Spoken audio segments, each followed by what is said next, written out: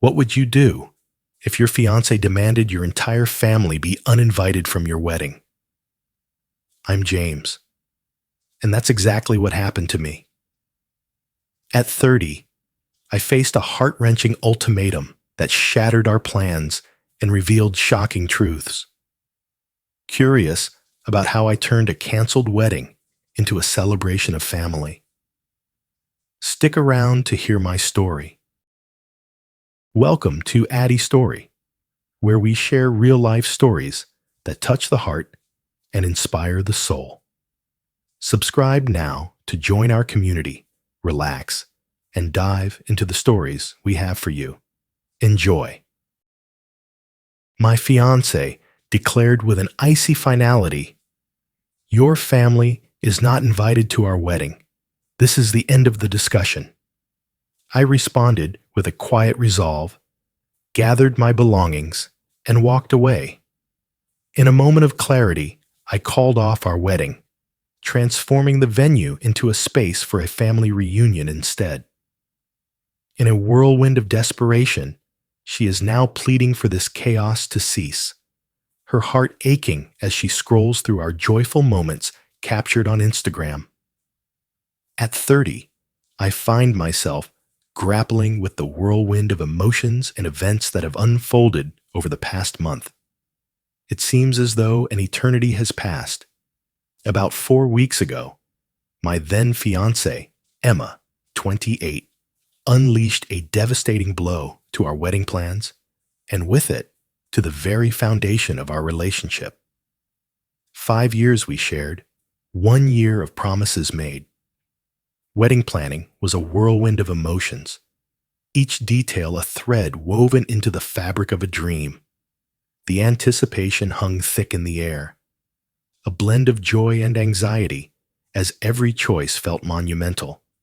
From the delicate flowers to the perfect venue, each decision resonated with the weight of love and commitment, stirring a deep sense of urgency and passion. It was unexpectedly seamless until the decree. It unfolded on a Saturday. We found ourselves poring over the guest list for what felt like the 10th time. The Willow Creek was secured as the venue, primarily at my expense, a detail that will prove significant as the story unfolds. The caterers have been compensated. Invitations were on the brink of being ordered. Emma's gaze sharpened, a strange intensity flickering in her eyes. "James, regarding your family, I've been reflecting deeply, and I've come to the difficult decision that they cannot attend the wedding." Blinks, gasps for breath. "Excuse me, could you please repeat that?" "My family? Are you referring to my parents? My sister? The one you requested to stand by your side as a bridesmaid? My aunts, uncles, and cousins?" "Indeed, every single one of them. It's simply overwhelming, to say the least. This is our day, and I yearn for it to be flawless, elegant. Not them. Is it perhaps overwhelming?" "Emma, they adore you. They have embraced me with open arms. What in the world are you saying? They simply don't belong to our world, James." Deafening, a touch raw. "My mother is in accord. This is the way it must be. The conversation concludes here." She spoke as if revealing the simplest truth, as if the sky's blueness was the most profound secret of all. In an instant, my blood turned to ice, freezing me in place. My parents, who generously supported us with the down payment for our very first rented apartment. My sister, Emily, radiated genuine excitement for Emma. Meet Emma. A wedding is incomplete without the presence of my family. That's not a conversation worth having. Indeed, that is an undeniable truth. "Emma, please, let's not overreact. It's a boundary, yet it carries the weight of unspoken truths. Either they are absent, or maybe we must reevaluate everything if my comfort cannot take precedence." Rises to their feet. "All right, I'm having a change of heart." The sheer audacity of it all. the overwhelming, unfiltered sense of entitlement. Did she truly believe she could wipe out my entire family without consequence for the sake of beauty? I remained silent. There was no dispute. A sudden fracture within me shattered the calm. A hushed, yet irrevocable crack echoed through the silence. Very well. As I stepped into the bedroom, I felt a weight in the air. I opened the suitcase, its empty shell waiting, and began to fill it with fragments of my life, serenely, with precision and intent. Emma trailed behind, her jaw dropping in disbelief. Emma, what are you up to? James, please just stop. Are you really packing? Surely you jest. You declared it, and that was that. Your voice reached me. This conversation has reached its conclusion. It's finished between us. Are you really willing to throw away our engagement, our shared life, because of this?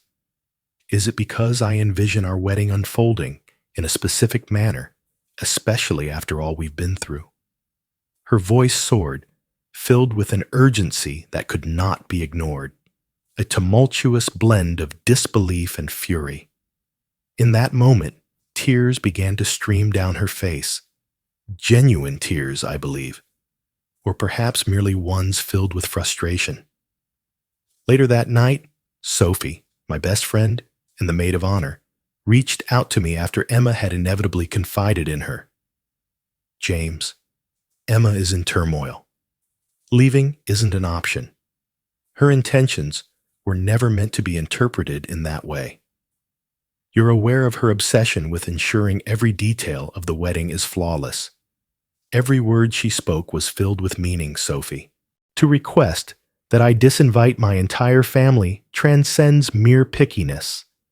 It's a harsh reality, yet her heart is yours. You're blowing this out of proportion. Margaret, her mother, expressed a deep understanding of Emma's worries regarding the potential clash between their family and the guests. Myself. That's wonderful for Margaret. Emma embraced her decision. I have forged my own path. For the time being, I find myself at my sister's place. With a decisive click, the moment hung in the air, charged with unspoken tension. At the break of dawn on Monday, the world awaited. The setting, the Willow Creek. I placed the substantial $10 deposit and followed it with the $15 Khaled installment, each step a deliberate move towards my savings goal. The contract bore my name, a silent testament to the weight of responsibility it carried. I reached out to them, revealed that the wedding had been called off, inquired about the possibility of cancellation.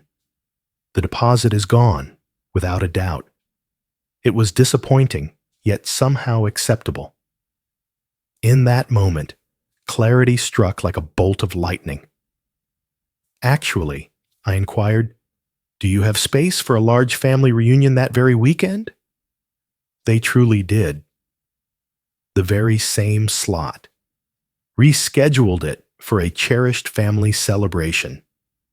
Settled the final payment, a sum that fell short of the total wedding expense, excluding the extravagant blooms and the elegant sit-down meal. It resonated deeply within me. Additional suppliers. The caterer was a shared arrangement, yet it was Emma's parents who had taken the step to pay that deposit. I reached out to Emma and her parents, delivering the heavy news that the wedding was no longer happening. I made it clear that they would need to take responsibility for any vendor cancellations or liabilities, as it could not rest solely on my shoulders. I included Emma's concluding message in my response for context. No reply came. Her belongings. She spent the majority of her time at my home. I possess it, entirely under my name, long before she came into the picture. I sent her a message, giving her just 1 week to gather her things. I would confine them within a box. She could gather them from the porch. Access denied. It was a strange sense of calm, as if I had narrowly escaped the path of a devastating missile, wounded, indeed, beneath it all, as if blinded by folly. Yet beneath it all, there lies a chilling, unyielding determination. She urged me to make a choice. I made the choice to embrace my family, and I too. In the wake of that initial night when Sophie reached out, silence enveloped me. Not a whisper from Emma or her inner circle pierced the stillness. Silence hangs heavy in the air, a void where communication once thrived. Until yesterday, everything felt different. It was then that the first wave of eager RSVPs for the family celebration at the Willow Creek began to flood social media. Each notification a reminder of the joy and anticipation, with friends and family tagging me and the enchanting venue. Suddenly, my phone erupted with a flurry of calls and messages from Emma. Revision 1. 14 days had slipped by. The family celebration unfolded, a tapestry of emotions woven together in a moment that felt both fleeting and profound. It was nothing short of monumental. Yet, as anticipated, more drama unfolded. The barrage of texts and calls from Emma began the instant she laid eyes on the social media posts announcing my family reunion at our wedding venue, on the very date of our wedding. It came like a relentless storm. Emma. James, what on earth is this? A gathering of family, perhaps, in the heart of Willow Creek? Have you lost your mind? This is the place where my dreams will unfold on the most significant day of my life. This isn't something you can go through with. This belongs to us, myself. The wedding is off, Emma. Your message was unmistakable. The venue, once merely a name on a reservation, became a canvas for my vision, transformed in ways I had only dreamed of. Your presence holds no weight in this place. Then came the voicemails, a tumultuous blend of furious outbursts and heart-wrenching cries for help. You seek to bring me down, to strip away my dignity. This is a cruel twist of fate. My mother is filled with dread. James, my love, my heart aches for you. I faltered in my judgment. The weight of the stress bore down heavily. I implore you, let us converse. There is still a chance to mend what has been broken. We can still unite in marriage. It's simply not happening, all right?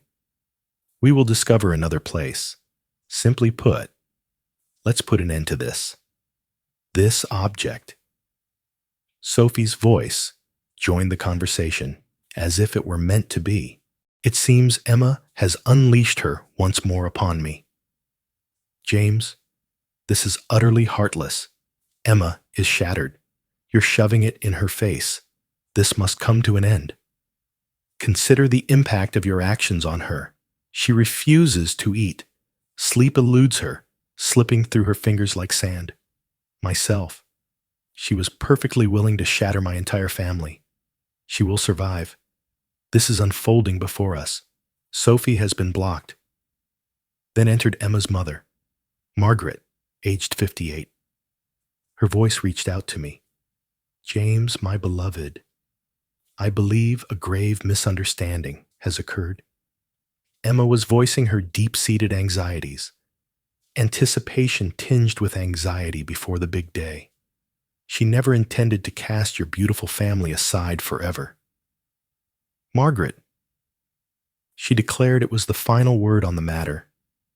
She was unequivocally clear. It seems you shared her worries about the turmoil within my family, perhaps just a touch. But to call it all off? And then to wield the venue as a stage for triumph?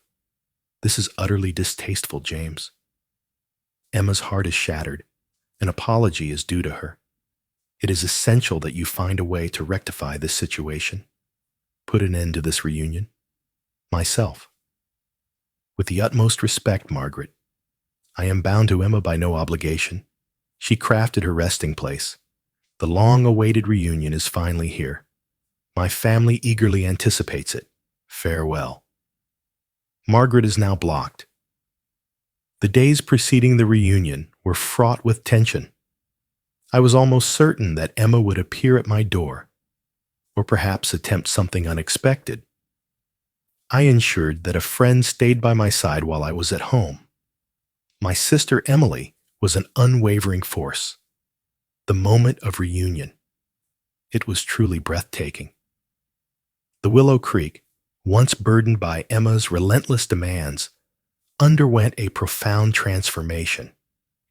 In place of rigid formality, there was a vibrant chorus of laughter. Children darting about with uncontainable energy. My uncle strumming his guitar, each note resonating with a deep, soulful energy. A grand barbecue, overflowing with abundance, rather than the meager, costly plates of the past. We engaged in games. A vibrant, bouncy castle, a joyful haven for the little ones. Far more affordable than the ice sculpture Emma had envisioned. My parents radiated joy. My aunts and uncles expressed their pride in me for having the courage to stand up for them. We captured countless moments in photographs, collective moments, playful snapshots that capture the essence of joy, the creations. Indeed, we shared quite a few. A heartfelt celebration of family at Willow Creek. No wedding, only moments of pure joy. The morning following the reunion, my phone erupted with a flurry of notifications. It was Emma, yet this time, the tone carried a weight that was unmistakably altered, completely chaotic.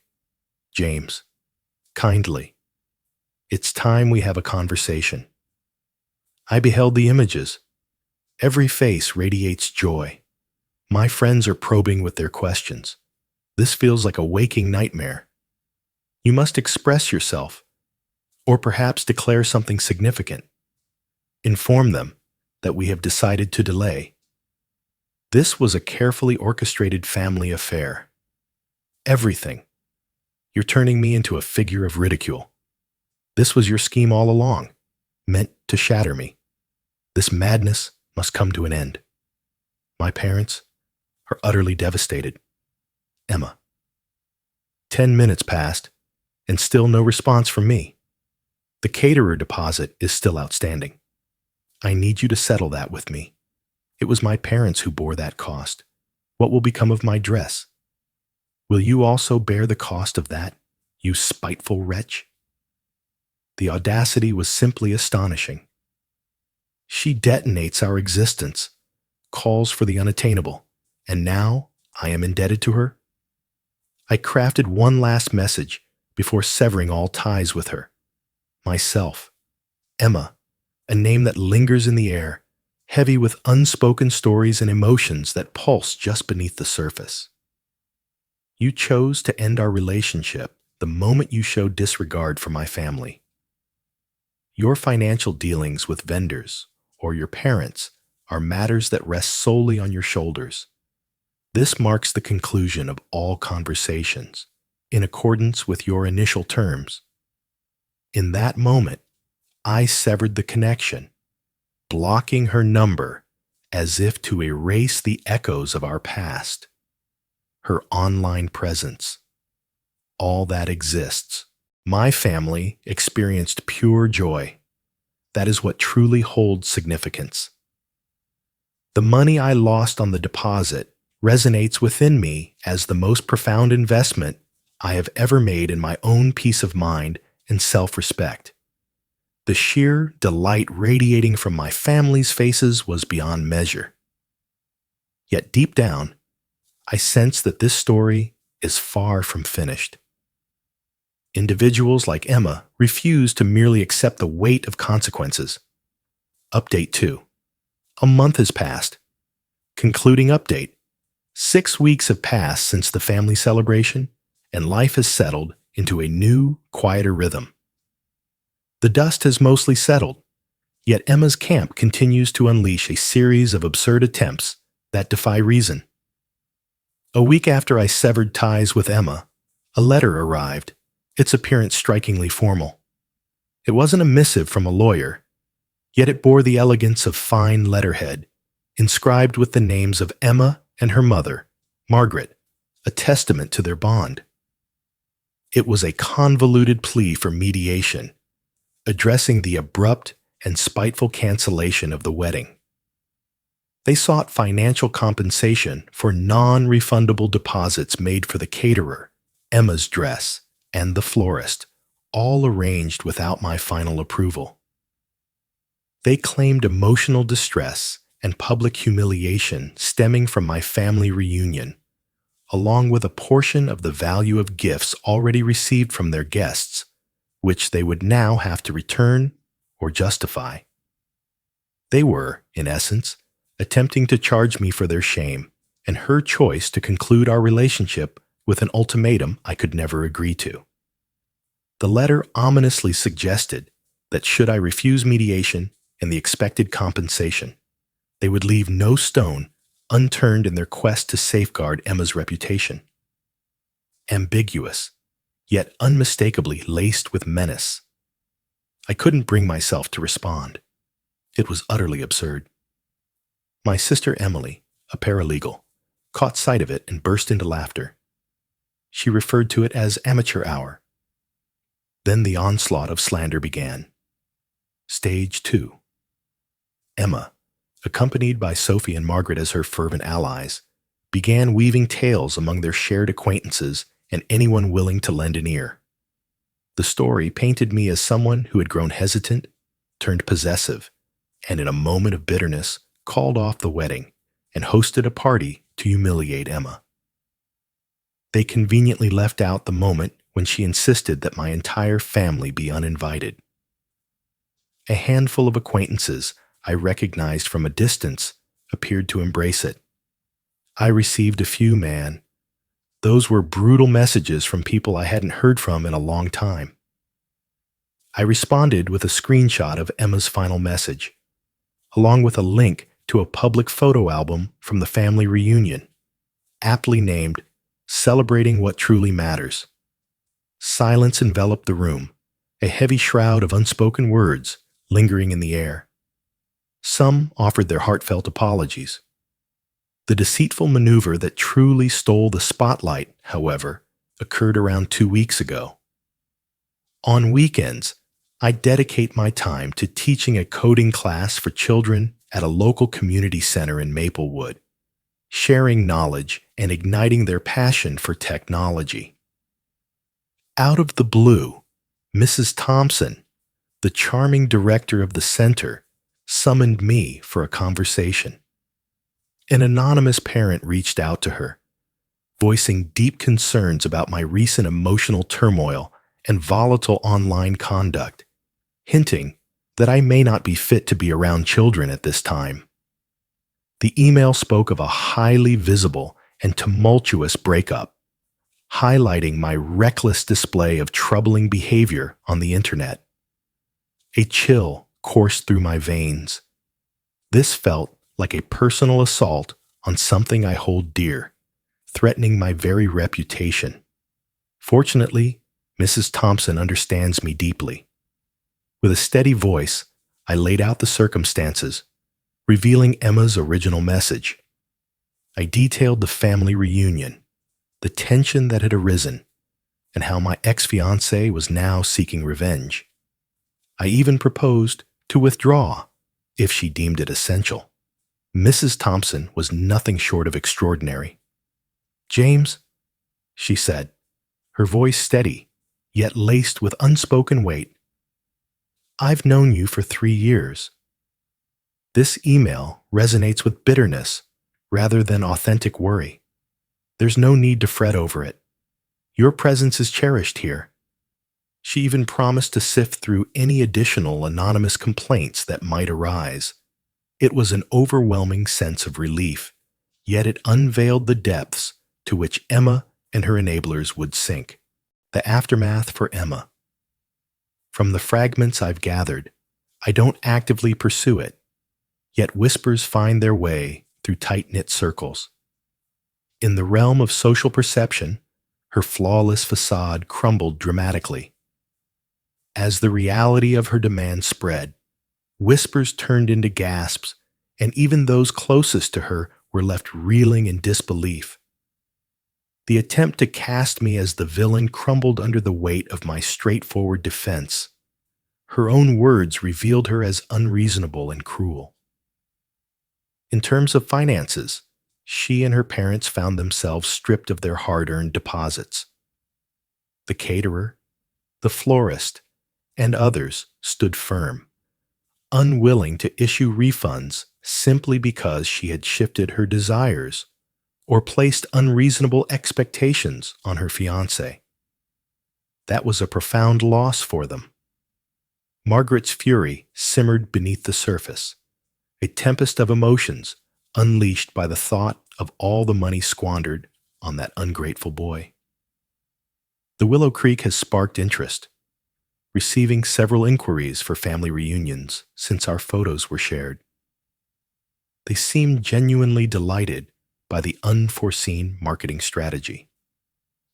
Emma, in a fit of frustration, reached out to voice her discontent over my hosting the reunion. In response, they maintained their composure, gently reminding her that their agreement was with me, and I'd met every requirement for the upcoming event. Sophie. Last I heard, even Sophie was beginning to pull away, creating a palpable distance that lingered in the air. Standing by a friend can be a noble endeavor. Yet when that friend makes an outrageous demand and erupts in a fit of anger when things don't go their way, it becomes exhausting, doesn't it? I find myself in a good place, truly exceptional. That entire experience felt like an overwhelming and excruciating purification. It revealed Emma's true nature just before I took the fateful step of marrying her. My bond with my family has reached new heights, filled with unwavering strength and connection. They witnessed my choice, clear and unwavering. My sister Emily remarked, for a time, I was genuinely concerned that Emma was transforming you. It warms my heart to know that you remain true to yourself. That held immense significance. I've lost the initial venue deposit, yet that cost pales in comparison to the priceless value of freedom and integrity. The profound sense of assurance that comes from standing firm, resisting the weight of emotional manipulation, and safeguarding my family is beyond measure. Emma envisioned a wedding that excluded my family entirely. She was left without a wedding, while my family celebrated with a magnificent party in the very place she sought to deny them. She wanted end of discussion, and now she has an eternity of silence from me. Sometimes, the best revenge is just living well, and letting people face the direct, unvarnished consequences of their own entitled actions. Good riddance. Thanks for watching this story on Addy Story. If you enjoyed it, don't forget to like, share, and hit that subscribe button so you never miss a new tale. Stay tuned for more, and until next time, take care and keep living your own amazing stories.